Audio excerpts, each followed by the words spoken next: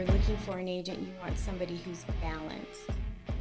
So I run into agents who will say, well, I only do listings. Well, if you only do listings, or you only are focused on one little neighborhood, how do you know what the buyer is feeling on the other side? So my job is to kind of put people together, right? I'm a facilitator, I'm not a principal. So if I don't understand what the buyer's agent's going through and what the buyers are going through, how do I make my sellers understand that maybe the buyer isn't being unreasonable, they're just stressed out right now? So sometimes I have to calm people down. I have to be a marriage counselor, like all the things that go into it. So I think that if you are looking for an agent, to look for someone who has a balanced set, who handles buyers and sellers. Welcome to the Uncensored Real Estate Podcast, where nothing is off limits. If you're interested in buying, selling, or investing in real estate, and you want to learn some of the insider secrets and uncensored truths from the true professionals in and around real estate, you've come to the right place. Now, let's buckle up for the uncensored truth about real estate and join your host, Brian Cardenas. All right, everybody, welcome to the next episode of the Uncensored Real Estate Podcast.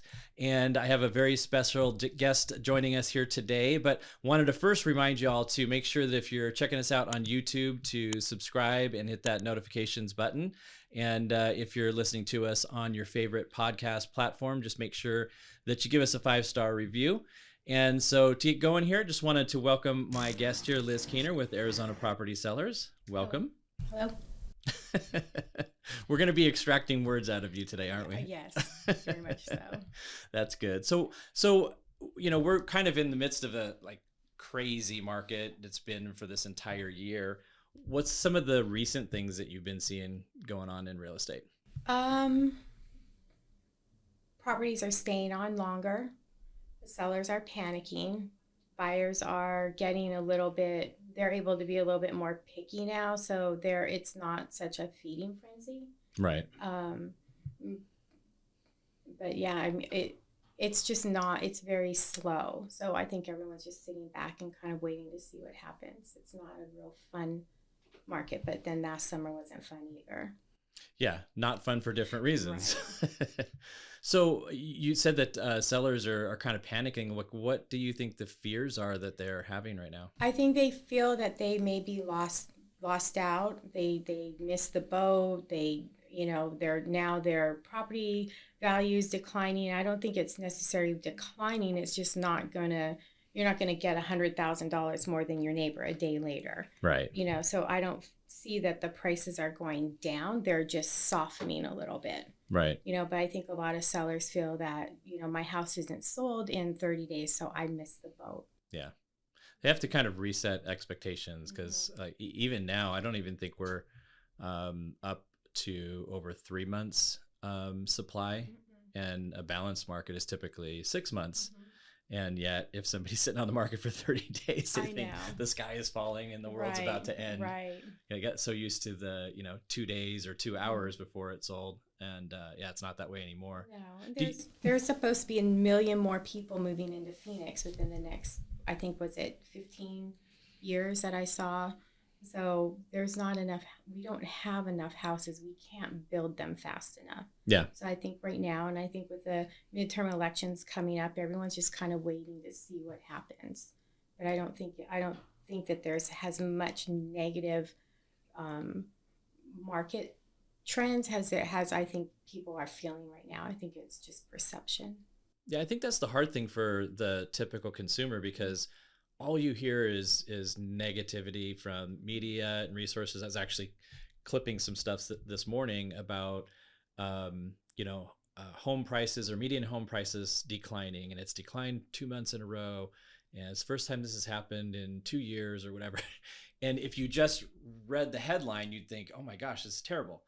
And then if you read the actual article itself, then they're starting to point out things, but they don't point it out even in articles to give you a proper frame of reference. Their comparison is to last year.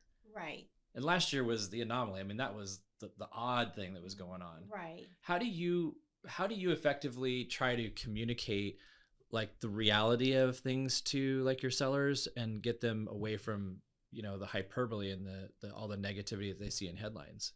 That's a good question. I think you just have to know your stats when you're going in to talk with a seller. And I think that if you have a calm personality, you can calm them down at the same time, But if I walk it, I guess I figure you get more with sugar than you do vinegar. So if I'm walking in and I'm a complete basket case and I think the world is falling, well, then that's the perception that my clients are going to get. Sure. So if we're in this together and we set everything up properly, it may take a little while longer, but the house will sell.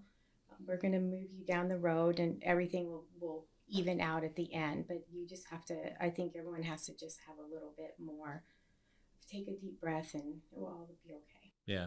So if you have a seller that is wanting to sell, but they're not in a situation where they're like desperate to sell, like they don't have a job transfer or something like that, what's the advice that you would give right now, like where we're currently at? Where are we? Beginning of October. So it would depend on what type of property they want to move to.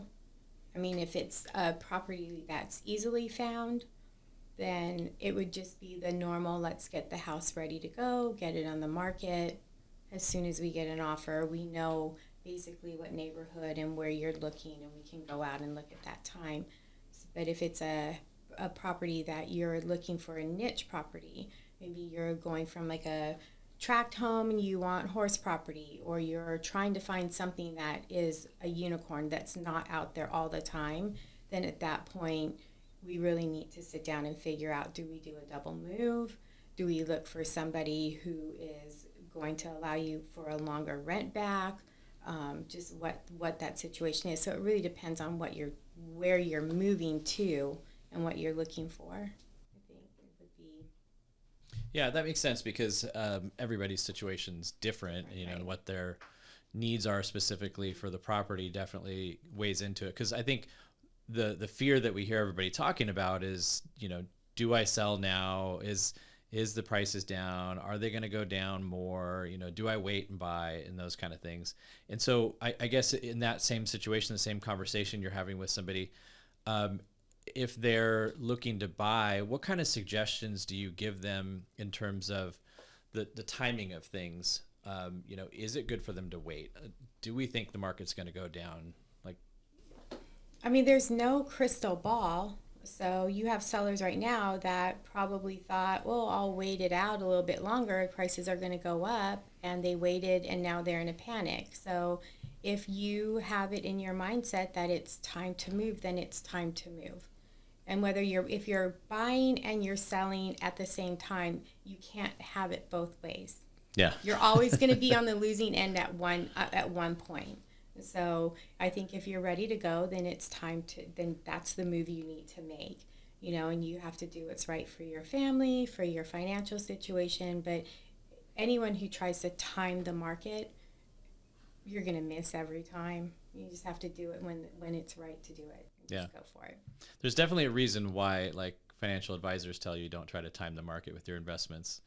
It's impossible. It's impossible. If you get it right, it's absolute sheer luck. Mm-hmm. And most of the time, you end up making a mistake. And I think the point that you made is really good. I've heard it put you're trading equity. Right. If you're making a killing on the sale, you're also probably going to be overpaying for the house, which is what everybody was doing in the last 2 years. Now you might do a little better in the purchase, get a little better deal on it, but you're also probably going to get a little less than you wanted to or thought you could on the sale. So it really ends up being a wash if you're doing it at the same time. It's always a wash. Yeah. And some people don't, I think, realize. Unless you're downsizing. Yeah, I think the thing that some people don't realize is that there's options available for you to not sell right now. Like if you feel like the market's low and I don't want to sell it for X price, then you don't necessarily have to sell it all the time. Like there's, mortgage products and things like that will allow you to pull some of your equity, go do that purchase while you can get a good deal, and then hold on to that property, just turning into it a rental. Right. And, sometimes because rents are still going up, if you can make more money on the rents, it'll help offset some of the higher payment that you have with a higher interest rate if you're buying right now. Right. Do you ever have people in that kind of a situation that say, let me do this in a different sort of way and structure it like that, where I wait on one side of it and then go ahead and move forward on the purchase? I mean, that all depends on what their financial situation is, because they have to qualify for both loans, right? So, but yeah, people are trying to always do some type of creative financing. I see it every day. Yep. Personally. Yeah, I mean, it's stuff that that's what we see coming out of the woodworks, like probably the last 3 or 4 months, is so many people got locked out of the market over the last couple of years because they didn't have that picture perfect financial profile. Like they didn't have tons of money sitting in the bank. They weren't able to pay cash or over list price, and maybe they had a funky situation with their employment. People that are self-employed, a lot of times they're writing off most of their income. So we're doing a lot of the outside the box type of financing right now, because now, like, a first time home buyer with very little money out of pocket can actually buy now.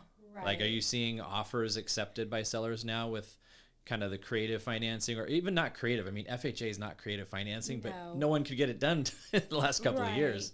My price point tends to not. You're just over FHA, right? So, but what I am seeing is more creative purchase offers coming through. So, and more maybe not conventional type of financing, which is good. And are you seeing most agents and sellers being more receptive to that? If you have an agent and that understands the product that's being presented, then yeah, it's great. But like your video that you sent over was perfect, because I was able to take that and show it and say, okay, this might not be the norm, but here's how it works. So, good. Yeah. We did something helpful, huh? You did something helpful. That's great. So what is something that you do that's kind of unique for your clients that, you don't see a lot of other agents doing?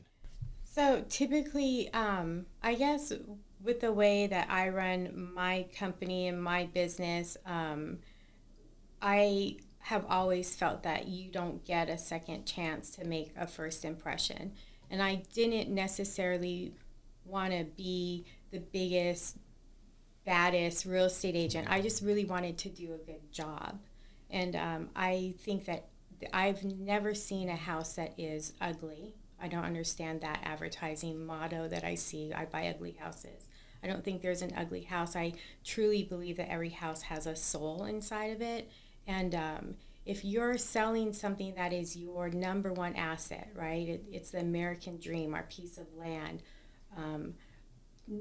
Why would you not want it to paint the picture of what that property is for the buyer to walk in the first time? And so my goal is to make sure that every home, before it goes on the market, before there's a photo taken, before the sign goes up, that it is perfect, that it paints a story. If somebody walks into a house and they're looking at it and it needs paint, or it's run down, or the carpet's dirty, or it has a funky smell to it, a buyer is automatically going to start taking money off in their head. I have to do this, I have to do that. It's human nature that you're now going to convince yourself why this house isn't worth what the seller's asking. And then a buyer is always going to double that. So they're going to make a mountain out of a molehill. So if it could probably use $10,000 in renovations, in the buyer's mind, it's 50. Right. It's psychology 101. So why not make your home look presentable up front? It doesn't take a lot of money. It doesn't take a lot of effort, but it is a mindset that the second the buyer walks up to the front door, they've already made up their mind. Yeah. So you've got a very short time frame, and so why not do it up right? Yeah, and if you think about it, anybody that's gone out looking at homes, you definitely get an immediate impression, usually before you open the front door. Oh, yeah. From the moment you pull up to the curb, they're either convincing themselves that this is it, or they're going to convince themselves this isn't it. Yeah. And It's like you go out at night and you're single. You don't look at someone across the room and say, well, if I put a fresh coat of paint on it and, maybe I dress it up a little bit different, that would be a great fit. So it's the same. It's really the same thing. Yeah. And I can bring out statistic after statistic after statistic showing that a house that shows right, staged right, smells right, is clean, will always sell quicker and faster. And so I think that's where my niche is. It's what I do best. And so I don't do ugly houses. I don't buy them, I don't sell them. I like your analogy, though. I mean, I didn't know we were going off into the dating advice Right, world, but sorry. I mean, we do say nothing is off limits on the show, so that's fine. You want to buy a house, but high interest rates have got you down? Take the rate challenge and send us a verifiable loan estimate from another lender, and we'll beat it and pay for your appraisal up to $600. Here at Give Mortgage, being powered by U Mortgage allows us to provide you with unmatched speed and efficiency and the best rates and fees in the market, all while delivering you the concierge level service you deserve.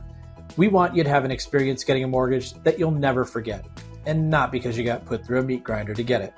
At Give Mortgage, we give great advice, we give the best rates, and we give back to charity. Visit us at www.give-mortgage.com or call us at 480-331-4684 to schedule a free consultation to see how we can help. So when you have somebody that, like, you go into the house, it's not ugly, but Right. it's not, looking as like it should for a Saturday night on the town. What if somebody doesn't necessarily have $10,000 laying around? Do you have like solutions for them to be able to get it into that situation? So what kind of things can they do, or options do you have? So I have contractors that I contract with that I can bill out in escrow. So, and then I'm fortunate enough to have set money aside. So if it's something that I feel that I can front up costs for the seller, I will.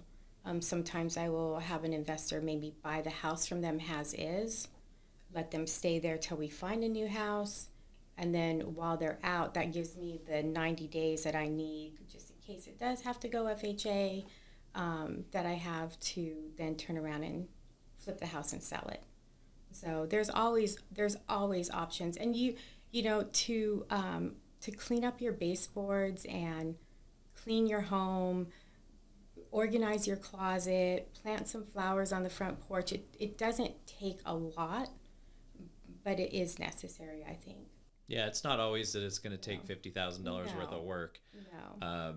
I think the thing that people should understand as a consumer, but oftentimes they don't, is if you walk into a house and the walls are dirty, the carpets are dirty, the paint needs to be redone, all that kind of stuff, you don't come back from that very quickly. And those things are not terribly expensive. No. And it makes all the difference in the world if you've got fresh coat of paint, clean floors, new carpet or whatever, Right. new floors. I mean, that can really dress up a house a lot. A lot. And I mean, honestly, a can of paint and to just touch your baseboards up is huge. It will take dingy walls and make them look better. Just clean baseboards. Yeah. I think that's a good message for people to take away, is that there's options, like you said. If you don't have the money, somebody like you that has those resources Right. available to get the work done and then have people get paid when the house sells, that's a great option. And I talk to a lot of realtors, and not all of them have those options available for people. And so I think that's one thing that, I try to focus on with this show, is like helping the consumer understand their choices and their options, and how do they find the right option. So if it's somebody that's looking to sell their house, what is some advice that you could give to a potential seller on how do you find the right agent? Like, what kind of questions do you ask them to see if they're going to be the right fit for you? So I think that you should always get it from a referral. I mean, and here I'm probably going to say something I shouldn't, but I'll say it anyway. If it's really dumb, we'll edit it out, or Okay. we'll leave it in and just laugh. I mean, if you are watching an ad on TV and you see something that just looks too good to be true, it probably is. Anyone that you can't be in the top percent in your industry and cut your commissions. So you kind of have to weigh all that out. So I think really the best way, the way I get all my business, the way I train agents that I mentor, is through word of mouth. Because then when you're interviewing that agent, you already know what to expect from them. And so I think that that's truly, honestly, the best. Call your friends. Everyone has a horror story, and everybody has a great story. Check people out on Facebook. You can look at their properties on Zillow. It's there forever. Once a picture's on the internet, it's always there. You can take a look at what types of houses they've sold, how they show. So I think that really just doing your homework and seeing what their quality of work is probably the best way to pick out an agent. Yeah, I mean, I think that's really good advice, like having a combination of the two, because a referral is great, but it also could be, hey, my Aunt Sally sold me my house, call Aunt Sally, and she's sold one other house, in the last year. But if you take that referral because of somebody's good experience, that's a great place to start, but then do your own research too, like you said. I think that's important right now, especially because houses are not flying off the market. Right. So you really have to look and see what kind of marketing is an agent doing for their other properties. And astonishingly enough, like I'm sure you see it, we still see cell phone pictures of houses, Drives me nuts. low light, things like that. Do they train that stuff in any classes or something? I don't know. It's out there though. Toilet seats up, drive-by photos. I don't get it. Yeah. But it takes it's just a little bit of effort, but in an industry where I think we have more negative stuff said about real estate agents and positive sometimes, I would think that more agents would want to just step up their game a little bit, make that effort. So yeah, I mean, it's good for an agent individually, but it's good for the industry. It serves their clients better. Trying to take the shortcut or the cheap, inexpensive way to do things doesn't do any good for anybody. And I think, you made the point earlier that, agents that will just off the top, start cutting commissions. Well, what you're actually doing, and this is for the consumers, is that, agents have a certain amount of commission that they typically make, and there might be a little bit of variation here or there. But when you start taking away that commission, it's not all money that you guys keep.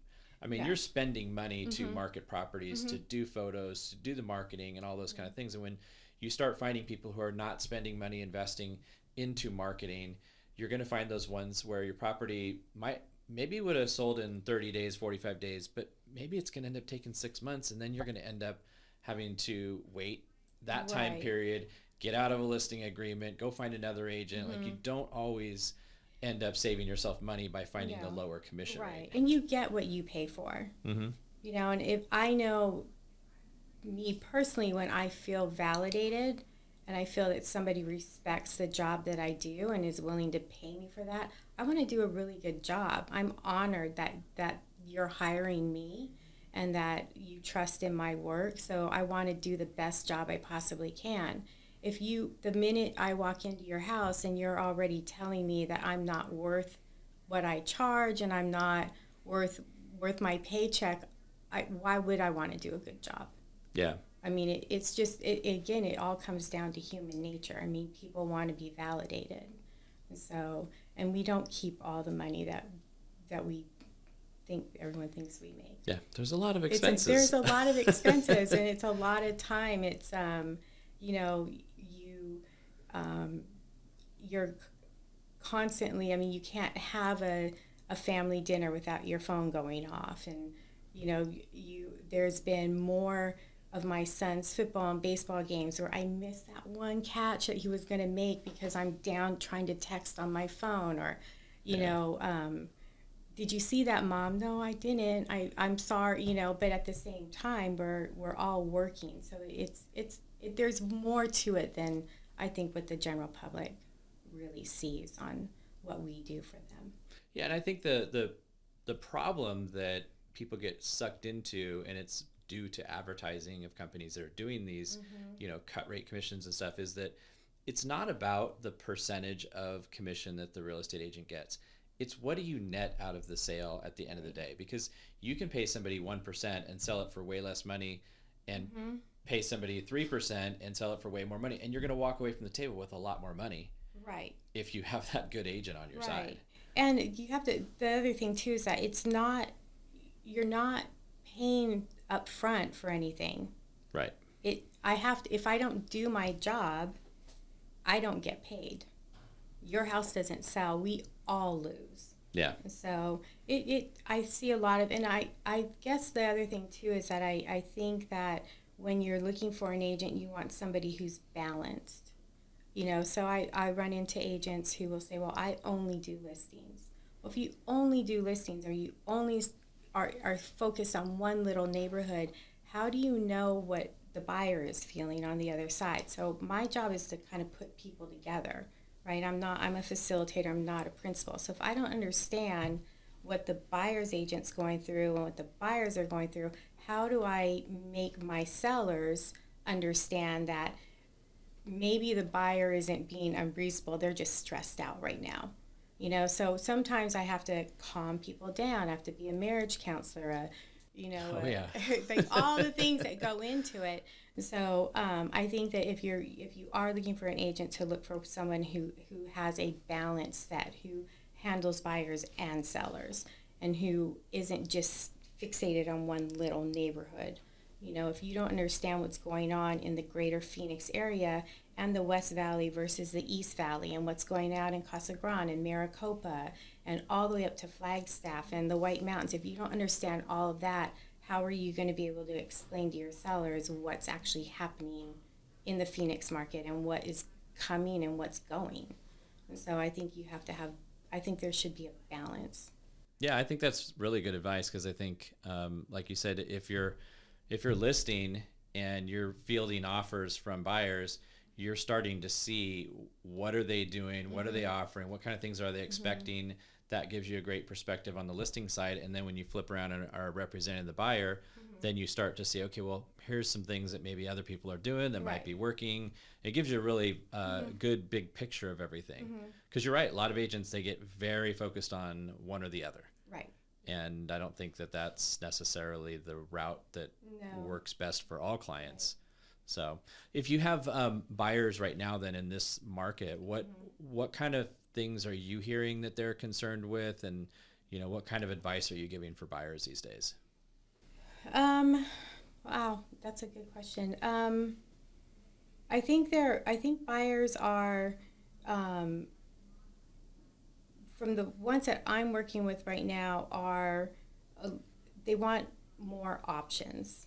So they're not immediately running out and like, oh my gosh, I have to write on this house. So they're taking their time and they're being a little bit more picky, and they're waiting it out. They're not rushing into anything, which is good. I think that is a much more balanced market. And I mean, there are times when I think, oh gosh, we need to slow down a little bit. You need to actually touch and feel a few things. But then I have, someone who was out last week, and we walked into the very first house and wrote on it. It was exactly what they wanted. So some people can kind of narrow it down a lot, though, but just by looking online. And if there's 20 houses for them to consider, you can do a pretty good job narrowing it down. Before it was like, okay, there's one that has, and it's gone, right? You got to run out and go see it, and probably not even see it first, just go right on it. Right. Yeah. So options is something that they're looking for. What do you feel like their big concerns are right now on the buyer side? I think buyers are also kind of mimicking what sellers are feeling. What if I wait? What if it drops? What if I wait a little bit while longer? Will I get a better deal? Well, will you? I don't know. Will rates go up, which will then, now instead of the house that you can afford now, I don't know. So I think that if you're in the mindset to buy a house, then let's go buy a house. And you have to, real estate's always, they didn't make the game Monopoly for everyone wins at real estate if you hold on to it long enough, but he who owns the most real estate is always the winner. So I think if you're gonna buy a house, then buy the house when you're ready to buy it and make that leap, and then stay in it. Don't use it as a piggy bank.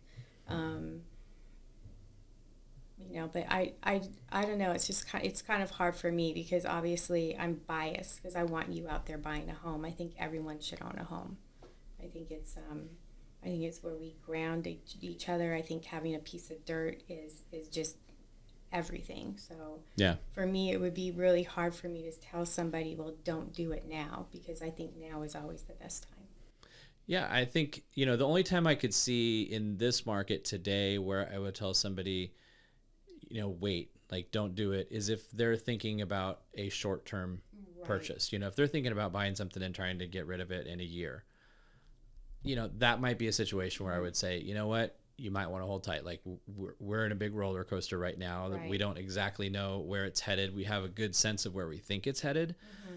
And there's all the statistics that we can look at and provide people to support our opinions. But if you back up for a second and look 5 years, 10 years, 15 years, the trajectory of real estate is always up. Right. Little hills and valleys here and there, and a big one back in 2008. But then if you look at the chart, it's still, we've recovered more than that. And so I think it's not so much a bias in my view because you participate in real estate like I do. It's just there's a lot of evidence to support that opinion that it's a good time to do it. Mm-hmm. And I would say, for me, I think that the first-time home buyers are going to be probably a really big part of our market for the next year or two. Do you think that that's true? I think so. I have twins, they're 23, college graduates, and all of their friends they want to buy houses.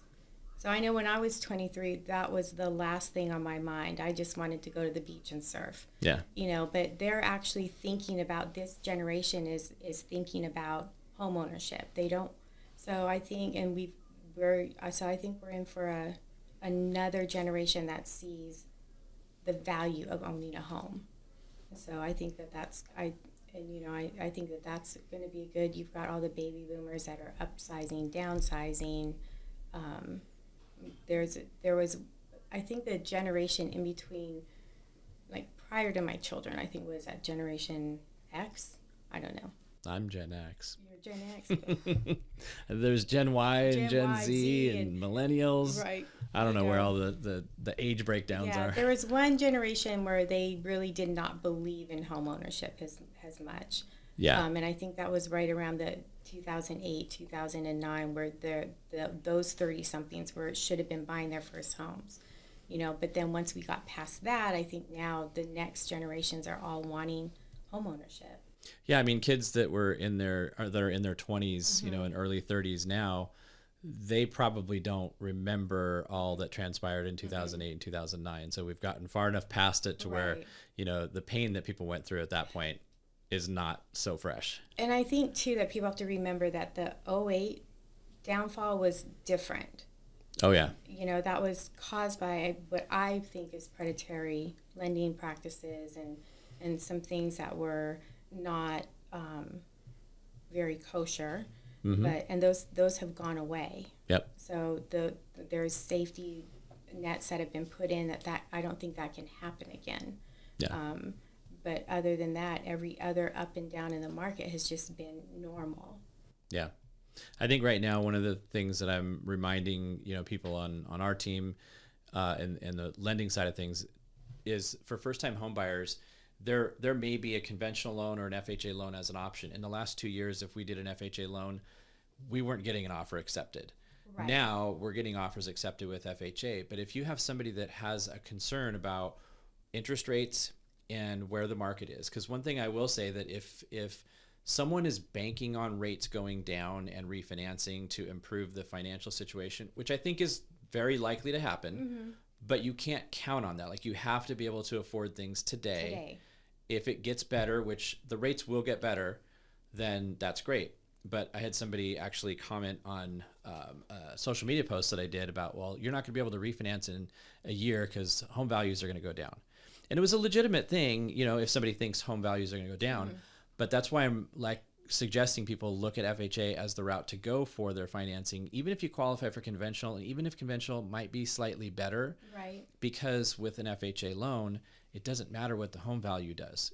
If the interest rates go down, you can do a streamline refinance without an appraisal and take advantage of that lower interest rate.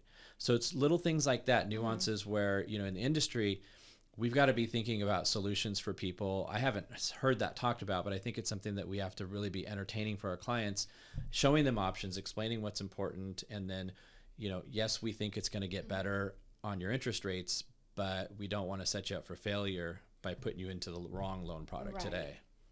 So what do you think? I'm agreeing with you. I agree with you 100%. But again, that's kind of your forte. Yeah. So I always think that, let someone who knows what they're doing handle that end of it. I'll handle where I'm good at. Yeah. But, I'm not going to go decorate houses. That would not be good for me to do. No. And I think too, setting yourself up with the right partners that are like you, constantly educating us on what we need to know and how to help, I think is really important as well. Yeah, you definitely have to surround yourself with the right people in this business. So if somebody's listening to this and they think, hey, I think maybe Liz is a good person for me to talk to, tell our listeners and viewers how to get in touch with you. So my cell phone number is 480-259-5723. It's on 24 hours a day, 7 days a week. It is off right now, but it'll be on in a few minutes. But that's probably the best way to reach me. All right. Fantastic. Well, I thank you guys all for joining us again, and make sure you tune in next week to our next episode of the Uncensored Real Estate Podcast. Make sure you share this episode with your friends that think they could benefit from all the information that we're sharing, and make sure you subscribe and like it and give us a 5-star rating to help us out in continuing to put out this information. You guys all take care. Talk to you next time. Thanks for joining us, and please remember to go and subscribe, like, share, all that cool stuff to help us grow, and come back to listen to our next episode. Until then, go out and live life uncensored. Thanks for listening to the Uncensored Real Estate Podcast. Don't forget to help us out and subscribe. Follow and give us a 5-star rating on your favorite podcast platform. And check us out on YouTube for the full video podcast. If you want more information on any of the topics discussed on today's episode, email us at uncensoredrealestatepodcast@gmail.com or give the Cardenas Mortgage Team a call at 480-331-4684.